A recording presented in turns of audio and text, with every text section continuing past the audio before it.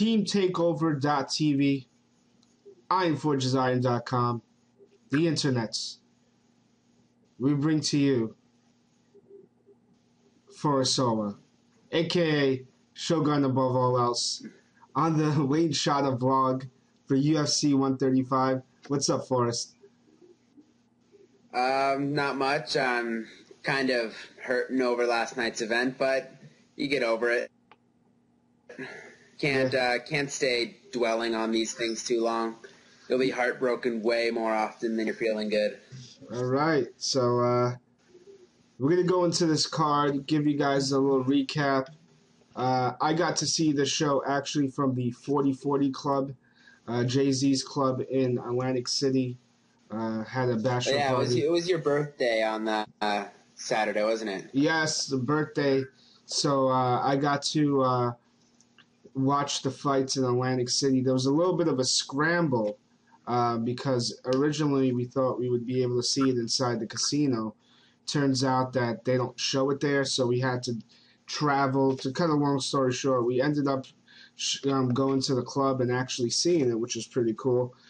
So nonetheless, let's start this up. UFC 135 out of Denver, Colorado, home of the UFC, the birthplace of the UFC. Don't know the. I'm going to throw these things. I think the first fight was Nate Diaz versus Takanori Gomi, if I'm correct. That's the first fight. Yes, that was the first fight of the night on the pay-per-view card. Okay, and so what's interesting about this is the fact that, well, number one, I got every one of my picks right. I mean, I didn't get the outcome properly, but I got all my picks right. Nate Diaz versus Takanori Gomi, really, really interesting fight. And what's interesting to me was I knew that going into it, I thought Diaz was going to start the fight on the feet. He's going to start striking. I figured that once he got tagged once or twice or didn't feel like he was going to be able to deal with a lot of the strikes, that he was going to go take it to the mat. And if he did, it would have been a big problem. He did exactly what I thought he would do. Except the fact that Diaz was actually tagging Gomi. At no point during this fight do I think Gomi ever had him in trouble, and he just decided that at one point just to take it to the mat when he thought the opening was right, fought off some submissions and finally was able to get the armbar on Gomi. First round, which was surprising, depressing for the Pride fans. I like Gomi, but yeah. I'm more of a Diaz fan, so I was happy to see Nate win this fight. He really needed this fight badly. Yeah. What sort of surprised me was I was hoping Gomi would win. I pretty much expected Nate Diaz to win, but I was hoping for a Gomi win. What surprised me was I thought that Gomi could capitalize on Diaz being a slow starter because in a lot of his fights, he gets tagged early, like the Gillard fight and the Marcus Davis fight. He was tagged early and he was rocked and he sort of worked out of it. And then he started getting his, finding his range and getting into a groove striking. And, they can't stand up with him. But Gomi was never in this fight at any point. He just kept getting tagged. He was getting tagged hard. And when I was in this sort of like bar, it was like a bar, but it was like not because I'm 17 and I can't go in there. And when it hit the ground, the first time I said it was over, and he got back up. But I figured that when it was on the ground, that Diaz was going to submit him like pretty quickly because even during his prime, Gomi's submission defense was never spectacular. That was always the chink in his armor. And, he great striking, great chin. But if he got into the ground, that was his big weakness.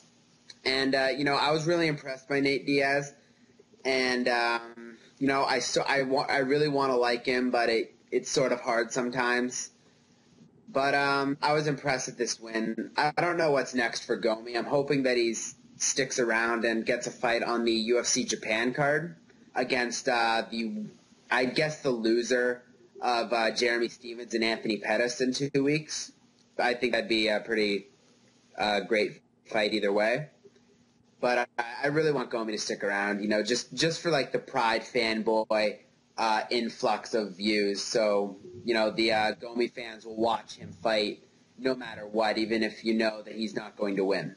Yeah, so I mean, great points there. I think that Gomi's not going to get cut from this, I don't think he's going anywhere. That UFC fight for Japan, UFC Japan show is going to be a big deal for a lot of these Japanese fighters, and these guys are going to be begging to be on the show. Yeah, So. I believe Dana White said something like he was going to try and get a lot of the Japanese fighters on the card, like Gomi, like someone like Omigawa, like Okami, I guess. I don't know if they even care about him over in Japan. Get guys like them on the card, get Pride guys. And, I don't think they're going to cut Gomi with UFC Japan looming so close. I think in any other situation, the UFC would have cut him immediately. But I don't think they cut him. I think that Gomi stays around. All right. Second fight of the night. And I did not get to see this whole thing, mainly because I was starting to kind of walk into the place at this time. Second fight, I believe, Travis Brown versus Rob Broughton. That was the second fight. I watched the third round of this. I was bored. Yeah, you didn't really miss much. The first round, it was pretty much dominated by Travis Brown.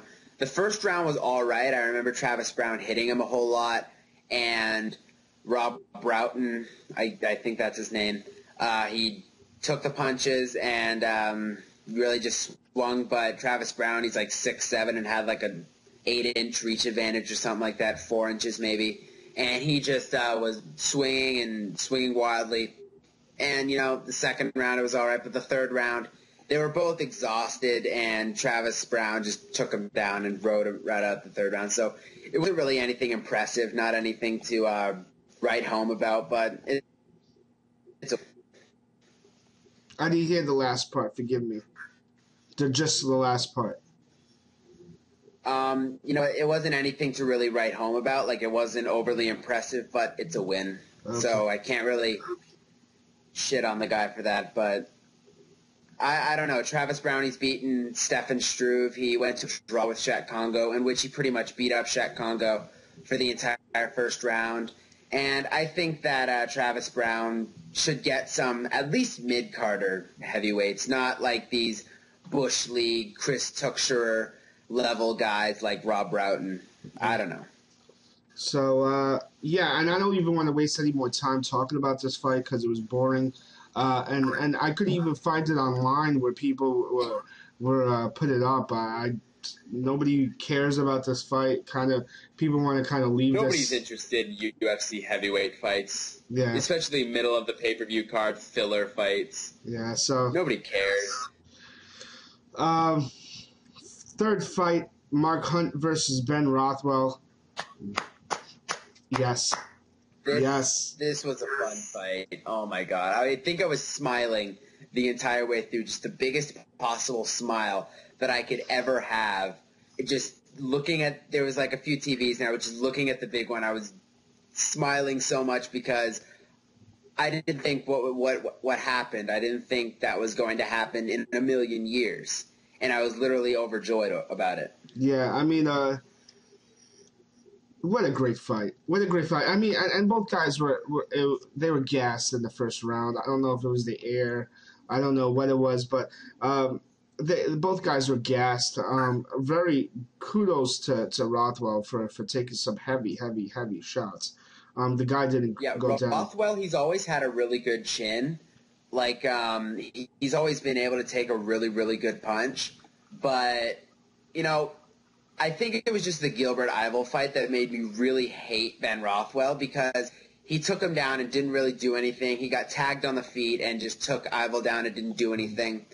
And, I think that Ben Rothwell is really just a waste of a really great chin. Yeah. So I mean, nonetheless, Hunt.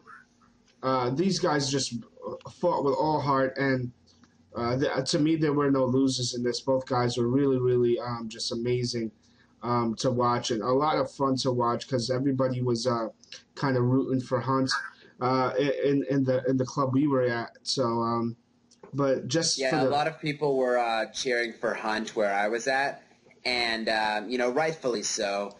Mark Hunt, he deserves pretty much all the praise that he can get. The guy, he had a bunch of losses, but the guy fought pretty much the best heavyweights that MMA has offered in a long time. Yeah. Fought Prime Fedor, Crow Cop. I'm running a blank here. I'm not a huge Mark Hunt history guy, but he fought a bunch of really, really good fighters, and he lost to them. It's not like he was losing to complete bums and getting knocked out every single fight. He was losing to some solid guys, and now he's fighting. Now he's fighting guys, and he's winning, and I'm just overjoyed about it. Yeah. So, nonetheless, great fight. Great fight. Fourth fight of the night: Matt Hughes versus Josh Koscheck. Not much to talk about here for the fact that it ended quickly, and it ended the way I thought it would have. Matt Hughes is done. I mean, let's face it, he's done. I've said this for a while, and I'm going to maintain it as long as it remains to be true. Matt Hughes has had the softest fall from grace that I've ever seen. Like with the old veterans, he has the softest fall of all of them. He lost the title to BJ Penn early on, and that was the end of his streak. And then he won the title back and defended it. He lost it to George. He won a few fights, lost to the top of the division, like George St. Pierre, like Thiago Alves. And he went on a 3-fight win streak and then lost to BJ Penn. So it's been sort of like up and down, but it's been pretty stable as a decline down from the top of the division to the mid-card. But this fight pretty much went exactly how I thought it was. When it was signed, I thought that Hughes had no chance. I thought once Koscheck lands fist-to-face that it's going to be over, and it's going to be over quickly. And once Koscheck did land those punches, it was over. Yeah, so, I mean, just in general, I thought that the only way Hughes is going to win this is if he grinds out a decision or clips him with a shot. But I thought Koscheck was going to win this fight, and he did. Hughes says he doesn't want to retire. I said a few times before the fight. Sorry for cutting you off. No, it's all right. I said that before the fight that Koscheck had the advantage standing and wrestling, and that Hughes' biggest advantage was the submission game because he's always been like a good submission guy despite not having credentials. But just a second. Despite not having credentials, he's always been like the guy that would take guys down and submit them. But I figured he wouldn't be able to get Koscheck there because Koscheck has a decent chin himself despite the Paulo Thiago knockout. And, it went pretty much how I thought it was. I thought Koscheck was going to end it quicker, but whatever. All right. So, and this leaves us to the main event. John Jones versus Quinton Rampage Jackson.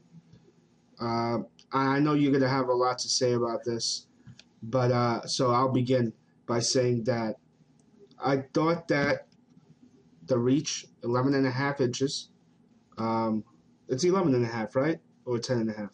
I believe it was 11.5. Right.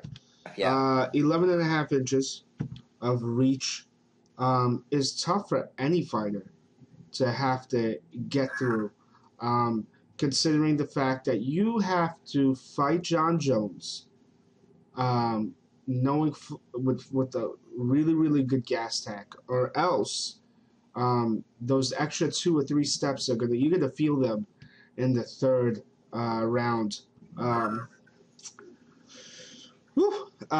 This what was interesting about this is within the last 2 days prior to the fight, this started to get a little personal, um, with the whole Spygate thing. And um, Yeah. one thing I know that Rampage did a video where he was saying, "Don't worry," and I got this. But I worried. I thought John Jones was going to win it. He did. Started off the fight really, really. I don't even know what to say. I guess it's like a crab walk, or he was doing some type of little walk. But he was able to pick his shots, especially with the kicks. Going after those. I don't even know what are those, like thrust kicks to the knee. Uh, I hate those kicks with all the passion in my heart. I seriously think those kicks should be banned. I think they should be outlawed because, I've said this and people have retorted that, oh, a punch can injure a guy or a knee can injure a guy. Those kicks, they are designed to blow people's knees out. You are not trying to win the fight by any other way except via injury if you're throwing those kicks straight to the knee. I've noticed Anderson Silva throws the kick, but he does that and he hits like the middle of the shin. And it's a whole lot harder to injure someone if you're like kicking them in the shin. Jones, if you move wrong, if you have just the wrong amount of pressure on your front leg and that kick hits, your knee will be blown out and your career is probably over. I hate those kicks. They should seriously be banned. yeah, but That's really all I have to say. yeah, though, I mean, he took full advantage of the fact that he had the reach, and my heart said Rampage, my head said Jones. Going into it after the first round, I said, there's no way that Rampage is going to win this fight. Um, just Rampage looked. He didn't look busy throughout the fight. He had great head movement. He definitely was. Yeah. He wasn't Like, flat-footed at all. He was bouncing around. As far as staying busy, when it came to ducking and dodging some of the shots that Jones threw at him, he was actually very, very effective at making Jones miss a lot. The problem is that he didn't enforce his will. He didn't really. I don't think he engaged enough to win this fight. And look, John Jones is a beast. He's a beast, and whether you like him or not, I personally like the guy. I met him a couple of times. Really, really cool guy. He cool with Bloodstain Lane as far as like he'll talk to you about Bloodstain Lane. Um, you know, it's one of those things, man. I mean, look, I don't see anybody except for Shogun Hua that could beat John Jones, possibly Machida. There's not much to say except the fact that, rear naked choke, I thought it was going to be a knockout. Crazy fight. Crazy fight. I leave the floor to you. all right. Now, my first impressions of this fight was, I've watched it a few times since then because initial reactions from the fight, they're sometimes misleading. And I watched this fight a few times today, and I maintain the opinion that this was a boring, crappy fight. And I'm not saying that because I don't like John Jones and I do like Rampage and my guy lost. I'm saying that because Jones didn't do much. Rampage did nothing. Jones, he threw a bunch of kicks, yeah.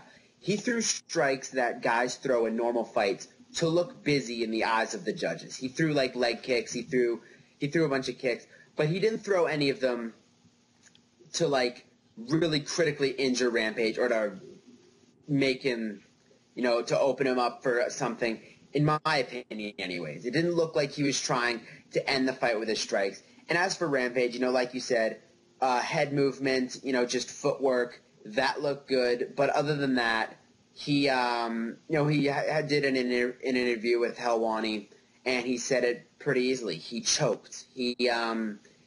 I guess he was intimidated by John Jones, and, how can he not be? The guy is long, he's standing in front of you, he seems unbeatable. And, Rampage, he was worried about the wrestling. I don't know why. He's got really great takedown defense, as was exhibited in the fight. I think that was the most impressive display of takedown defense that I've seen in the UFC for a while. But, I think Rampage could have done a lot more. And people are saying that Jones dominated Rampage. There was no real show of dominance in this fight, in my opinion. Just because the fight has a finish does not mean it was dominant. Frank Mir finished Mirko Cro Cop. Does that mean that it was a dominant performance? No. It was a boring fight that just happened to have a finish. This fight, it happened to have a finish. It just, I don't think that it was very dominant. It was a good win over a tough guy, but I don't think that it was anything to, be praising him, saying, he's the greatest of all time, or he could beat Anderson Silva. He can do neither of those things. And, I think that Jones fans, they're really some of the worst fans in the sport, because once it happened, Sherdog and places like that, they're saying Jones can't be beaten. He'll never be beaten in light heavyweight. And, nobody can ever even give him a fight. And really, I think Jones, he's good. I'm not going to deny that he's good. I don't like the guy, but I give him credit. He deserves all the credit in the world. He's a really good fighter. I underestimate him in every fight, and he continues to surprise me. But he's not unbeatable. And eventually someone's going to beat him, because no division is just, especially not the current light heavyweight division, you can't sit on top for so long and not get beaten. Eventually someone's going to come along and is going to have your number. And I firmly believe that Jones is going to get his at some point in the future. Wow. Here's the thing. One thing I noticed, and I don't think Shogun was able to do it, was the leg kicks. I definitely think when you want to beat John Jones, nobody's discovered whether or not to go after his legs. Another thing that I noticed that nobody's done is actually tested his chin. We don't know yet what's going to happen when that happens. What I will say was, this fight was very predictable to me. My friends were depressed about it, but nonetheless, I mean, this was a good card. The show was a good show. I disagree. Bummed out about some of the fight. I kind of disagree. Sort of bummed out about. Yeah. I'm sorry. No, it's all right. I kind of disagree a little bit with you with the with saying that the Jones Jackson fight was boring. But I definitely I think, I don't know, man.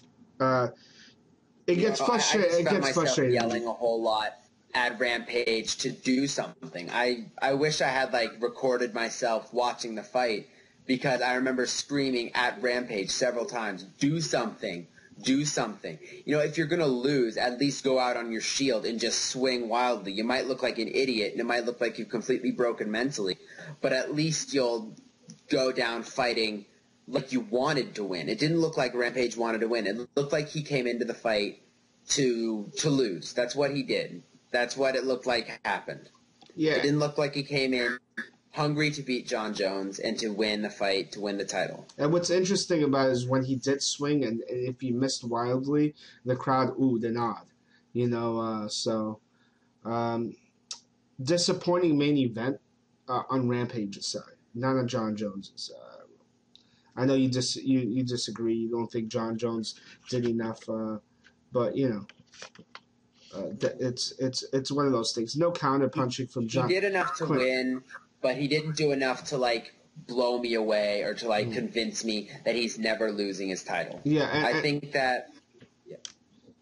I think that that Rampage also didn't do any type of counter striking, which was a little bit interesting, puzzling to me. But I let you have the floor now. There's not much to talk about else anyway, but have at it.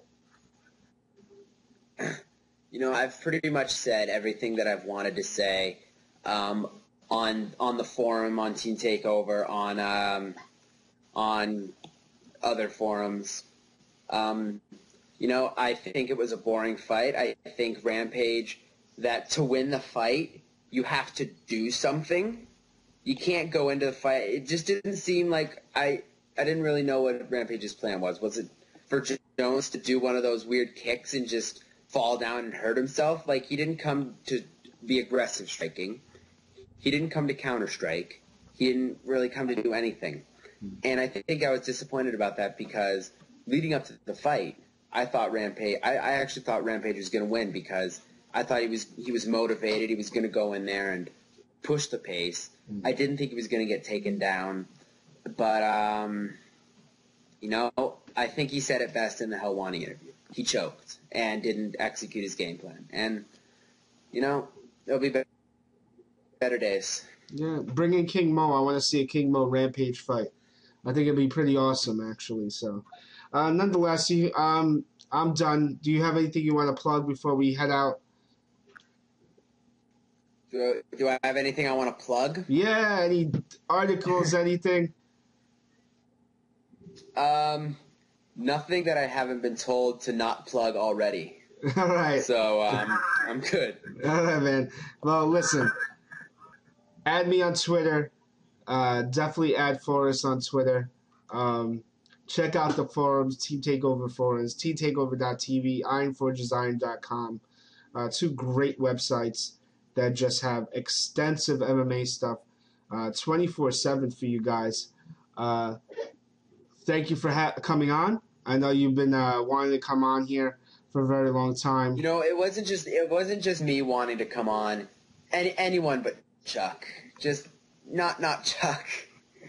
Anyone but him. There it is. I like Chuck. He's a good guy, but 14 vlogs in a row, that's just getting excessive. There it is. Well, you know what, Forrest?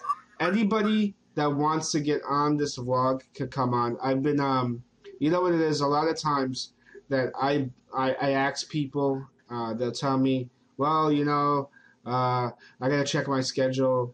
And then they don't let me know what's going on, or, I'm at work or whatever. And I understand it's, I do my vlogs at a certain time of the day that is really, really kind of hard and for people to get on. Chuck is always on, and Chuck and I do a great job. But you've officially did a small shoot on Chuck, and I hope he watches this and responds in the next vlog, which I think hope he does watch it. Will be the dream vlog. So gonna cut it off now. Thank you guys for watching. Shout out to Bloodstained Lane and everybody else at Team Takeover and Iron Forges Iron. Peace out, guys.